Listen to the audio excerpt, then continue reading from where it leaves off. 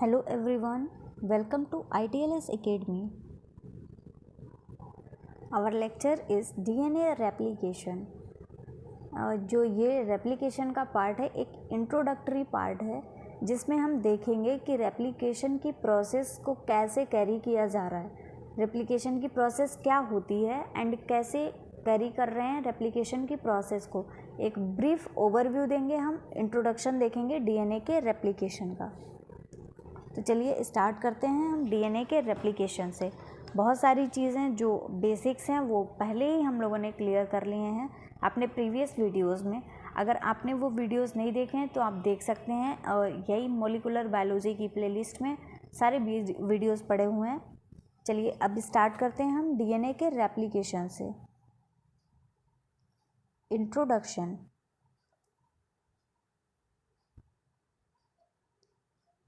DNA replication.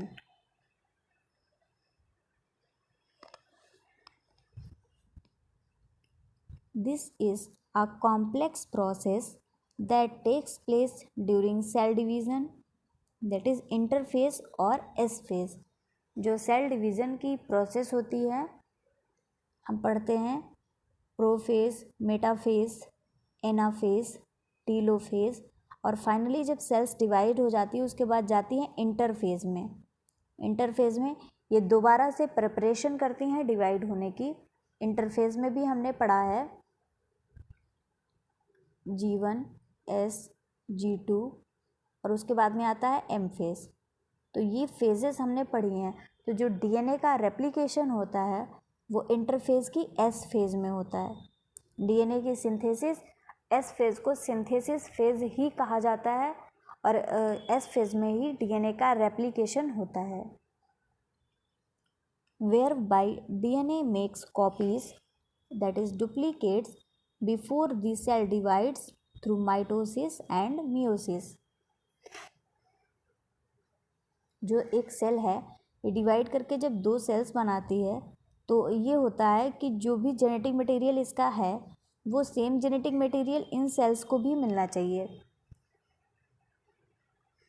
तो sales का division होता है माइटोसिस एंड मियोसिस के थ्रू। माइटोसिस में सोमैटिक सेल्स का एंड जो मियोसिस है उसमें गैमेटिक सेल्स का डिवीज़न होता है और इसके थ्रू जो सेल है एक सेल को दूसरे सेल के जैसा ही बनाया जाता है, जो कि पॉसिबल होता है डीएनए के रेप्लिकेशन के थ्रू। इसमें दो सेल्स डिवाइड करती हैं और डिवाइड होने के बाद में एक जैसा ही जेनेटिक मटेरियल बना लेती हैं।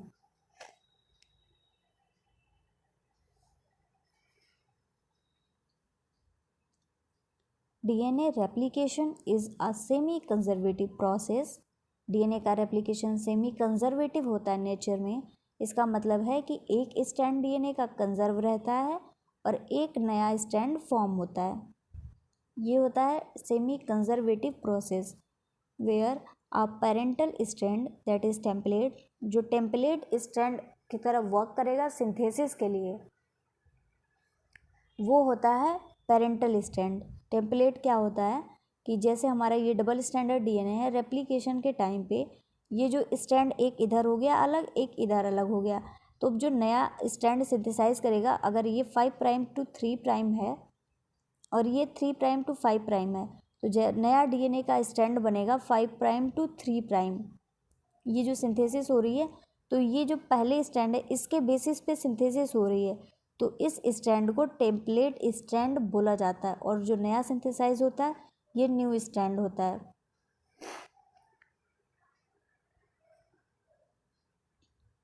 Template is used to synthesize a new complementary daughter strand using several protein elements which include enzymes and RNA molecule।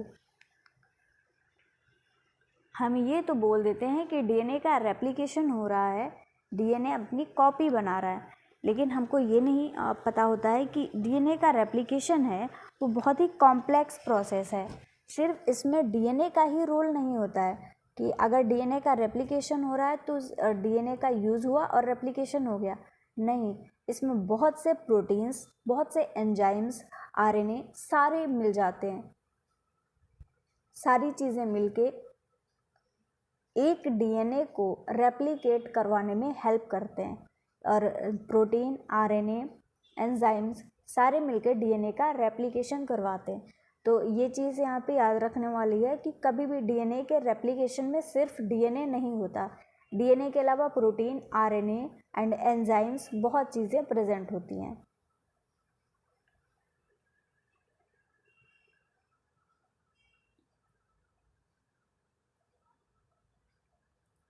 DNA replication process uses DNA polymerase. जो मेन रेप्लिकेटिव एंजाइम है वो है DNA polymerase, जो कि DNA का replication करवाना है। As the main enzyme for catalysing the joining of deoxyribonucleoside, that is DNTPs, forming a growing chain of DNA। जो डीएनए की सिंथेसिस हो रही होती है उसमें जो ग्रोइंग चैन है, जो नया स्टैंड सिंथेसाइज हो रहा होता है, उस पर जो न्यूक्लियोसाइड्स जो ज्वाइंट होते हैं एक एक करके, उनको ज्वाइन करवाने का काम करता है डीएनए पॉलीमरेज, जो कि डीएनए के रेप्लिकेशन में मेन वर्क है और जो कि एक इनिशियल स्टेप है डीएनए के रेप्लिकेशन की प्रोसेस को कैरी करने के लिए, और ये करवाता है डीएनए पॉलीमरेज। तो डीएनए के रेप्लिकेशन के लिए जो मेन एंजाइम रिस्पॉन्सिबल होता है वो होता है डीएनए पॉलीमरेज। इसके अलावा बहुत से एंजाइम्स का यूज़ होता है डीएनए के रेप्लिकेशन में, लेकिन सबका एंजाइम का अलग अलग रोल होता है। कोई आया, कोई काम किया और चला गया, अगला आया, अगले ने अपना काम किया, चला गया। लेकिन जो डीएनए पॉलीमरेज है वो कंटिन्यूअसली डीएनए के स्टैंड की सिंथेसिस करता रहता है और मेन रेप्लिकेटिव एंजाइम होता है।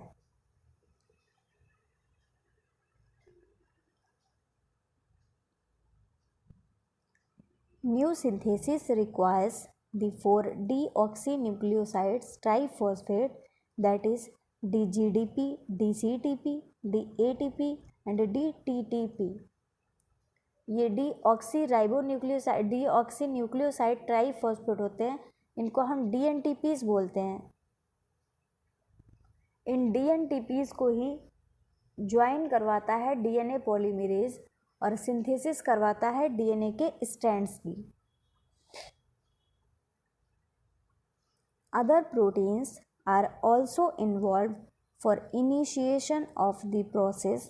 इनिशिएशन के लिए जो रेप्लिकेशन की प्रोसेस है, इसको स्टार्ट करने के लिए कुछ अलग प्रोटीन्स भी चाहिए होते हैं, क्योंकि रेप्लिकेशन की प्रोसेस यूं ही नहीं स्टार्ट हो जाएगी कि डीएनए आया और यहाँ पे पॉलीमरेज आया, रेप्लिकेशन होने लगा। नहीं, इसमें बहुत सी प्रोटीन्स का इन्वॉल्वमेंट होता है जो कि इनिशिएट करती हैं प्रोसेस को एंड कॉपिंग ऑफ डीएनए की कॉपी को, रेप्लिकेशन को स्टार्ट करने में हेल्प करती हैं, along with proof reading capabilities. इनके पास में प्रूफ रीडिंग की भी कैपेबिलिटी होती है। प्रूफ रीडिंग मतलब अगर डीएनए का स्टैंड सिंथेसिस हो रही है इसकी, तो ये तो आगे बढ़ता जा रहा है, पॉलीमरेज बढ़ता जा रहा है, लेकिन कुछ ना कुछ इसके पास ऐसा भी होता है कि ये पीछे से चेक भी करता चलता है कि ये जो सिंथेसिस हो रही है ये प्रॉपर बेसिस पे हो रही है या इसमें कोई गड़बड़ हो रही है। अगर कोई भी मिस्टेक होती है डीएनए के रेप्लिकेशन में तो ये म्यूटेशन को कॉज कर देती है। हम जानते हैं कि डीएनए हमारा जेनेटिक मटेरियल है। जो भी इंफॉर्मेशन डीएनए से रेप्लिकेट होके जाएगी वो अगली प्रोजनी में स्टोर हो जाएगी। तो डीएनए के लिए ये बहुत ज़रूरी हो जाता है कि वो इस चीज़ को मेंटेन रखे कि जो भी रेप्लिकेशन है वो एक्यूरेटली हो, ताकि कोई भी म्यूटेशन, कोई भी प्रॉब्लम नेक्स्ट प्रोजनी में ना पहुँचे। इसीलिए इसके पास एक्टिविटी होती है प्रूफ रीडिंग की, जिससे ये रेप्लिकेशन के बाद में क्रॉस चेक करता हुआ चलता है कि रेप्लिकेशन में कहीं कोई एरर तो नहीं है। To ensure the replication process takes place accurately, ये जो प्रूफ रीडिंग की एक्टिविटी होती है वो यही इंश्योर करती है कि कोई भी जो प्रोसेस हो रही है उसमें कोई भी प्रॉब्लम तो नहीं आ रही है, प्रोसेस एक्यूरेटली हो रही है या नहीं हो रही है।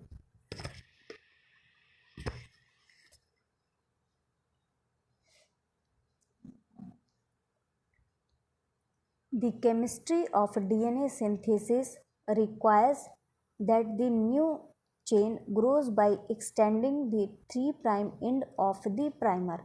जो DNA की सिंथेसिस होती है इसके लिए चाहिए होता है कि जो अगर ये 5 प्राइम टू 3 प्राइम स्ट्रैंड है तो जो डीएनए का नया स्ट्रैंड बनेगा उसकी सिंथेसिस हमेशा 5 प्राइम टू 3 प्राइम ही होगी।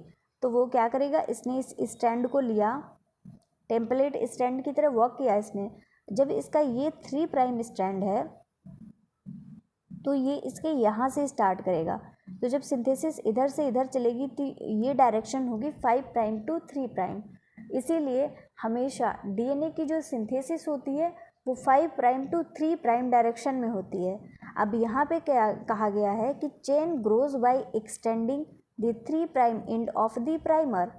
ये क्या है, प्राइमर क्या है देखते हैं। जब डीएनए का रेप्लिकेशन हो रहा है तो डीएनए पॉलीमरेज डायरेक्टली डीएनए को एक्सटेंड नहीं कर सकता, इसके पास में ये कैपेबिलिटी नहीं होती है। तो पहले एक एंजाइम आता है जिसको हम बोलते हैं कि प्राइमेज। वो प्राइमेज यहाँ पे एक प्राइमर दैट इज आरएनए के एक स्ट्रैंड की सिंथेसिस करता है। ये 15 से 20 न्यूक्लियोटाइड्स का एक आरएनए स्ट्रैंड होता है जो कि डीएनए पे एक स्ट्रेच के फॉर्म में सिंथेसाइज किया जाता है।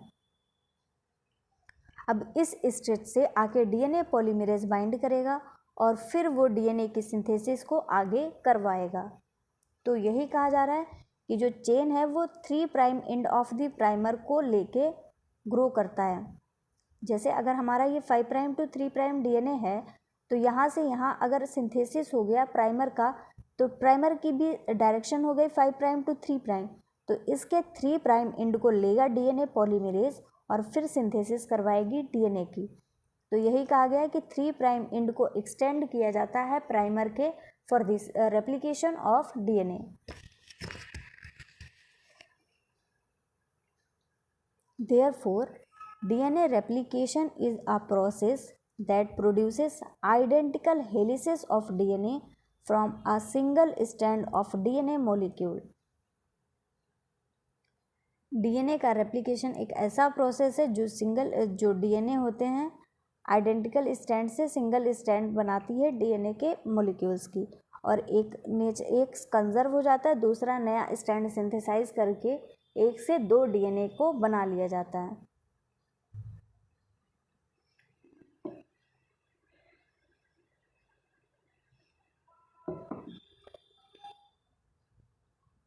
DNA replication is an essential mechanism in enhancing cell growth, repair and reproduction of organism। जो डीएनए का रेप्लिकेशन होता है ये बहुत सी प्रोसेस के लिए रिस्पॉन्सिबल होता है। इनमें से हैं cell growth, repair, reproduction of an organism. इन सब चीज़ों में डीएनए का रेप्लिकेशन बहुत हेल्प करता है, बहुत ही यूज़फुल होता है for the cell growth, repair and production of an organism.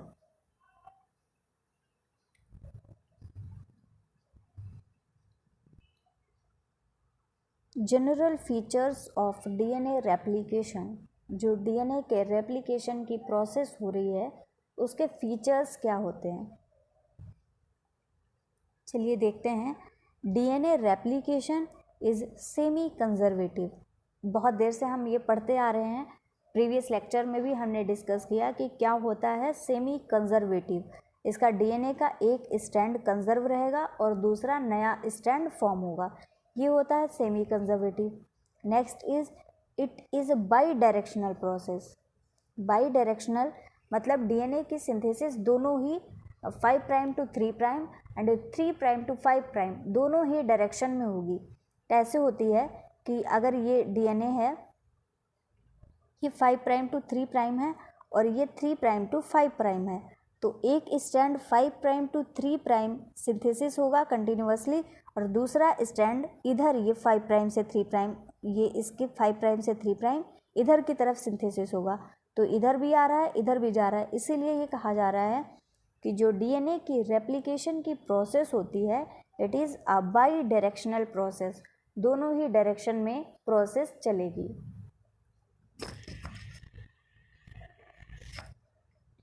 It proceeds from a specific point called origin. जो डीएनए का रेप्लिकेशन होता है वो स्टार्ट होने के लिए उसको एक पॉइंट चाहिए, कहीं से भी रैंडमली वो स्टार्ट नहीं हो सकता। तो डीएनए के रेप्लिकेशन के लिए चाहिए होता है ओरिजिन। उसको हम ओरिजिन कहते हैं, जिस पॉइंट से रेप्लिकेशन स्टार्ट होता है। Origin that is origin of replication, या इसको ORI भी कहा जाता है। ये ORI ऐसा पॉइंट होता है DNA में जहाँ से कि DNA का रेप्लिकेशन स्टार्ट होता है। Next is it proceeds in 5' to 3' direction. अभी हमने देखा कि ये बाई डायरेक्शनल प्रोसेस होता है, लेकिन एवरी टाइम ये 5' to 3' डायरेक्शन में मूव करेगा। कॉन्ट्राडिक्टरी स्टेटमेंट्स यहाँ पे लग रहे हैं, लेकिन ये कॉन्ट्राडिक्टरी स्टेटमेंट नहीं है। देखते हैं कैसे। यहाँ पे ये है 5' to 3' and this is 3' to 5'। Synthesis start हुई DNA की 5' to 3' डायरेक्शन में, ये जा रहा है। दूसरा स्टैंड वो भी तो 5' to 3' में ही जा रहा है, ये भी 5' 3' एंड ये 5' 3'। तो जो सिंथेसिस है वो दोनों ही केसेस में सिंथेसिस तो 5' 3' में ही हो रही है। इधर से इधर जा रहा हो या इधर से इधर जा रहा हो, ये बाई डायरेक्शनल है, 2 डायरेक्शन में जा रहा है, लेकिन सिंथेसाइज हमेशा 5' to 3' ही कर रहा है। यहाँ से यहाँ और यहाँ से यहाँ 5' to 3' ही सिंथेसिस कर रहा है। तो ये दोनों स्टैंड्स, जो ये दोनों स्टेटमेंट्स दिए हुए हैं, ये एक दूसरे के लिए कंप्लीटली फुलफिल करते हैं कंडीशंस को कि ये बाई डायरेक्शनल भी है एंड स्टिल हमेशा 5' to 3' डायरेक्शन में ही रेप्लिकेशन की प्रोसेस कैरी की जाएगी। Next is it occurs with high degree of Fidelity. इसकी जो एक्यूरेसी है वो बहुत हाई होती है कि DNA जो रेप्लिकेट हो रहा है इसमें कोई भी एरर ना हो, इस चीज़ का बहुत ध्यान रखा जाता है और इसकी फिडेलिटी बहुत ज़्यादा होती है। It is a multi enzymatic process. ये मल्टी एंजाइमेटिक प्रोसेस है और DNA के रेप्लिकेशन में जो मेन रेप्लिकेटिव एंजाइम है वो तो होता है DNA पॉलीमरेज, लेकिन इसके अलावा बहुत से एंजाइम्स यूज़ होते हैं DNA के रेप्लिकेशन की प्रोसेस में।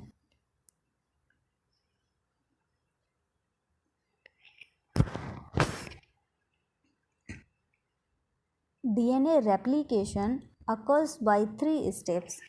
जो DNA के रेप्लिकेशन के बेसिक स्टेप्स हैं वो 3 स्टेप्स होते हैं, इनिशिएशन, इलोंगेशन एंड टर्मिनेशन। जो इनिशिएशन का प्रोसेस होता है इसमें सबसे पहले होता है इनिशिएशन कॉम्प्लेक्स का formation. Initiation complex that is ये हमारा डबल स्टैंडर्ड DNA है, इसको पहले ओपन किया जाएगा, एक फॉर्क बनेगा, इसको बोलते हैं हम रेप्लिकेशन फॉर्क। फिर यहाँ पे आके प्राइमर होगा, ORI से ये ज्वाइन करेगा, यहाँ से सिंथेसिस का इनिशियल होगा, इसको हम बोलेंगे इनिशिएशन कॉम्प्लेक्स का फॉर्मेशन। उसके बाद में होगा क्लोज्ड कॉम्प्लेक्स का फॉर्मेशन। इन सारी चीज़ों को हम रेप्लिकेशन की प्रोसेस में डिटेल में स्टडी करेंगे कि क्या होता है initiation complex, closed complex and उसके बाद में बनेगा ओपन कॉम्प्लेक्स। ओपन कॉम्प्लेक्स का फॉर्मेशन होगा। नेक्स्ट प्रोसेस होगा हमारा इलोंगेशन का। इनिशिएशन की प्रोसेस में स्टार्ट किया जाता है DNA के रेप्लिकेशन को, सारी चीज़ें अरेंज करके एक जगह पे आती हैं और रेप्लिकेशन के लिए अब वो रेडी हो जाती हैं। जो प्रोसेस होती है इलोंगेशन की, DNA का रेप्लिकेशन, जो मेन रेप्लिकेशन है, जो इसका जो स्टैंड है वो एक्सटेंड होगा, वो होगा इलोंगेशन के स्टेप में। इसमें होगा leading stand synthesis and lagging stand synthesis. क्या होता है लीडिंग एंड लैगिंग स्टैंड, देखते हैं। ये हमारा रेप्लिकेशन फॉर्क है। यहाँ पे सिंथेसिस जो 5' to 3' डायरेक्शन में होगी। जैसे आप देखते हैं यहाँ से ये स्ट्रैंड यहाँ से पैक्ड है और यहाँ से धीरे धीरे DNA खुल रहा है। ये इतना DNA हमारा खुल गया है, तो अब जितना खुला है उतने की ही रेप्लिकेशन होगा। हम ये भी जानते हैं कि सिंथेसिस हमेशा 5' to 3' डायरेक्शन में होगी।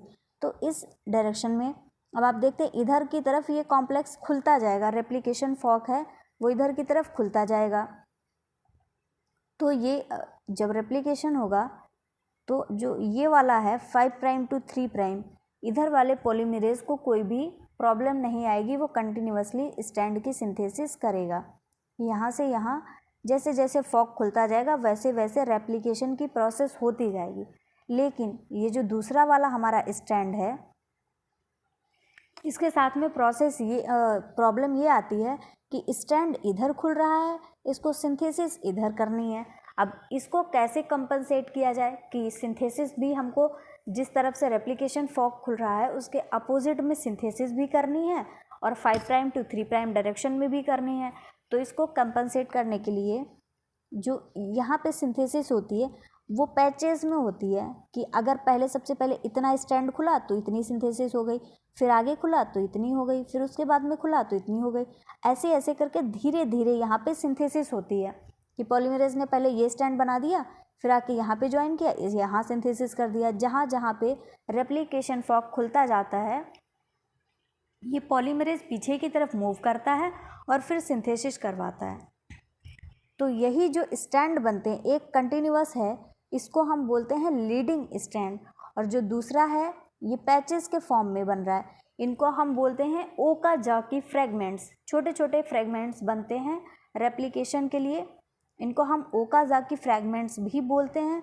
और यही जो स्टैंड है, जो ये वाला स्टैंड सिंथेसाइज होगा, इसको हम बोलते हैं लैगिंग स्ट्रैंड। तो हमने देख लिया क्या होते हैं लीडिंग एंड लैगिंग स्ट्रैंड्स।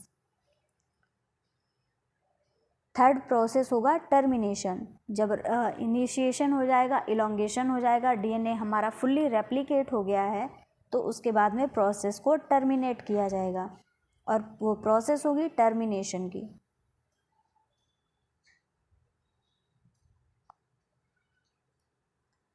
यहाँ पे देख सकते हैं आपको डीएनए रेप्लिकेशन फॉक का एक डायग्राम दिखाया गया है। ये यहाँ पे एक डीएनए का फॉर्म है, यहाँ पे ये देख सकते हैं आप, इतना ये कंप्लीट है लेकिन ये धीरे धीरे ओपन हो रहा है, ये फॉर्मेशन हो रहा है रेप्लिकेशन फॉक का। रेप्लिकेशन फॉक बन गया है। ये 5 प्राइम टू 3 प्राइम देख सकते हैं डायरेक्शन, यहाँ से 5 प्राइम टू 3 प्राइम इसने सिंथेसिस, और यहाँ से भी 5 prime to 3 prime synthesis start की है। जो रेप्लिकेशन का स्टैंड है एक ये कंटिन्यूअस है, और जो कंटिन्यूअस है उसी को हम बोलते हैं लीडिंग स्ट्रैंड, वो हमारा लीडिंग स्ट्रैंड होता है।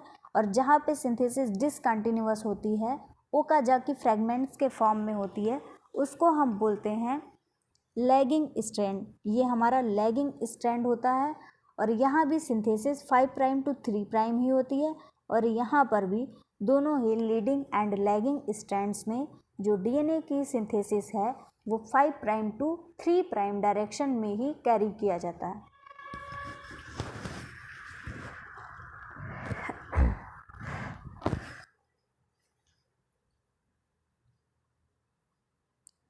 Summary of DNA replication. जो डीएनए के रेप्लिकेशन की समरी है वो हम देख लेते हैं। DNA replication takes place in 3 major steps. 3 major steps होते हैं। Opening of the double standard helical structure of DNA and separation of the strands. पहले जो डीएनए का डबल हेलिकल स्ट्रक्चर है इसका ओपनिंग होगा और स्ट्रैंड्स सेपरेट हो जाएंगे। यहाँ पे दोनों स्ट्रैंड्स जुड़े हुए हैं और यहाँ पे दोनों स्ट्रैंड्स अलग अलग आ गए हैं। सेकेंड होगा priming of the template strand. ये जो डीएनए हमारा ओपन हो गया है, ये जो स्ट्रैंड आया इसकी प्राइमिंग किया जाएगा, प्राइमर की सिंथेसिस होगी और इसी को बोलते हैं priming of the template strand. जो पेरेंटल डीएनए के स्ट्रैंड्स होते हैं वो टेम्पलेट स्ट्रैंड्स होते हैं और उन्हीं पे प्राइमर की सिंथेसिस होती है। Assembly of newly formed DNA segments. जो नए डीएनए सेगमेंट्स फॉर्म होंगे उनकी असेंबली होगी, उनको लाइगेज एक एंजाइम होता है उनके थ्रू ज्वाइन कराया जाएगा और एक दूसरे से जोड़ जोड़ के पूरा का पूरा स्ट्रैंड एक तैयार कर दिया जाएगा।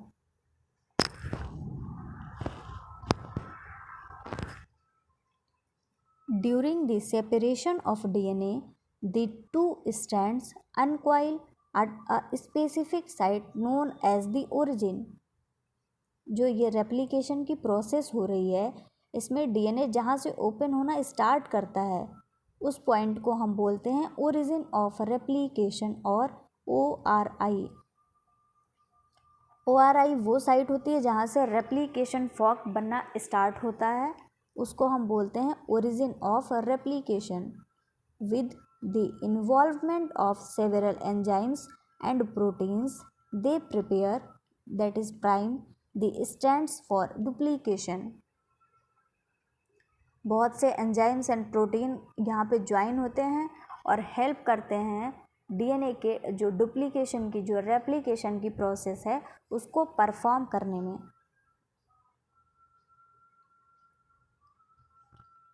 At the end of the process DNA polymerase enzyme starts to organize the assembly of new DNA strands। जो प्रोसेस एंड हो जाता है जब DNA के रेप्लिकेशन का, तो DNA पॉलीमरेज असेंबली बनाने लगता है, जो नए स्ट्रैंड्स हैं इनको असेंबल कर देता है।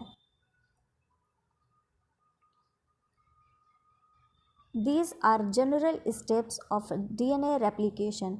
ये अभी तक हमने जो पढ़े ये जनरल स्टेप्स हैं DNA के रेप्लिकेशन के फॉर ऑल सेल्स, सभी सेल्स के लिए, but they may vary specifically depending on the organism and cell type. Replication का प्रोसेस तो सेम रहता है, लेकिन डिपेंड करता है कि ऑर्गेनिज्म कौन सा है एंड उसका सेल का टाइप कैसा है, उसी के हिसाब से ये वेरी करता है।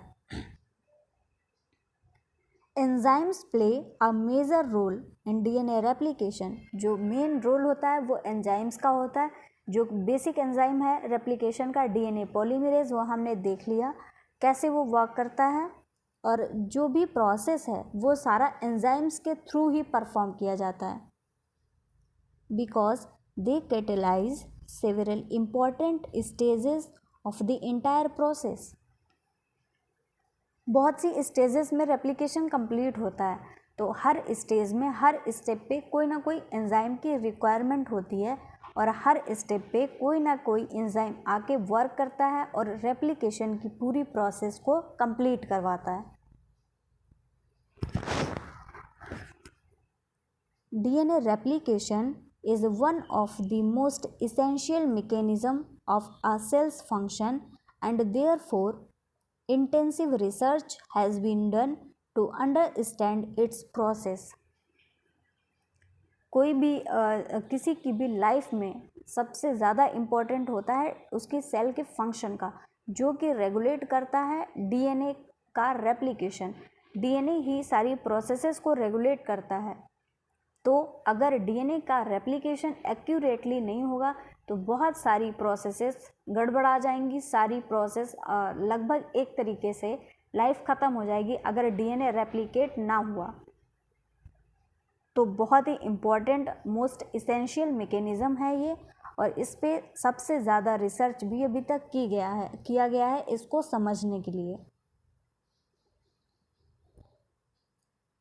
The mechanism of DNA replication is well understood in E. coli।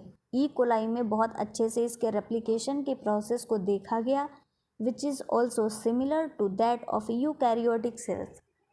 जो प्रोसेस होती है रेप्लिकेशन की वो यूकैरियोटिक प्रोकैरियोटिक में सिमिलर रहती है। वेरिएशन होता है तो एंजाइम्स का और प्रोटीन्स का, जो ये चीज़ें सिंथेसाइज करने में हेल्प करती हैं वो चीज़ें वेरी कर सकती हैं, लेकिन जो प्रोसेस होता है वो हमेशा सिमिलर होता है। In E coli DNA replication is initiated at the ORI क्लाउस। ओरिजिन ऑफ रेप्लिकेशन इसको बोला जाता है ORIC। ये होता है जहाँ से रेप्लिकेशन स्टार्ट होता है ई कोलाई में, दैट इज प्रोकैरियोट्स में, to which DNA A protein binds while hydrolysing of ATP takes place. जो DNA का जो रेप्लिकेशन होता है ई कोलाई में, वहाँ पे DNA A protein main role play करता है DNA के रेप्लिकेशन में, और ATP के हाइड्रोलिसिस के थ्रू ये प्रोसेस कराई जाती है। DNA RNA का रेप्लिकेशन जो DNA का रेप्लिकेशन है प्रोकैरियोट्स में एंड यूकैरियोट्स में, डिटेल में हम स्टडी करेंगे दोनों के रेप्लिकेशन की प्रोसेस का।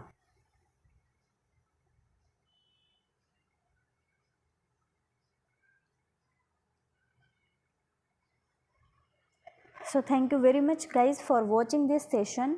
इसमें हमने एक ब्रीफ इंट्रो देखा है जो डीएनए के रेप्लिकेशन का होता है। जो हमारे नेक्स्ट लेक्चर होंगे उनमें हम देखेंगे कि जो एंजाइम्स रिस्पॉन्सिबल हैं डीएनए रेप्लिकेशन की प्रोसेस को कैरी करवाने के लिए, वो कौन कौन से एंजाइम हैं। मोस्ट प्रोबेबली हमारा जो नेक्स्ट लेक्चर होगा वो होगा डीएनए पॉलीमरेज पे, क्योंकि डीएनए पॉलीमरेज एक मेन एंजाइम है जो रेप्लिकेशन को करवाता है और बहुत ही डिटेल में इसकी स्टडी भी ज़रूरी है, क्योंकि ये बहुत ही डिटेल में पूछा भी जाता है CSIR में। तो नेक्स्ट लेक्चर में हम डिस्कस करेंगे डीएनए पॉलीमरेज को, और बाकी सारे एंजाइम्स को भी अपने अपकमिंग लेक्चर्स में हम डिस्कस करेंगे। और हम पहले देख लेंगे कि कौन कौन से एंजाइम्स रिस्पॉन्सिबल हैं रेप्लिकेशन के लिए, उसके बाद में हम जो ब्रीफ रेप्लिकेशन का प्रोसेस है उसको स्टार्ट करेंगे। So again thank you very much for watching this session, and guys you can subscribe ITLS Academy on YouTube, and also you can get it on Google Play Store. Thank you very much for watching this session.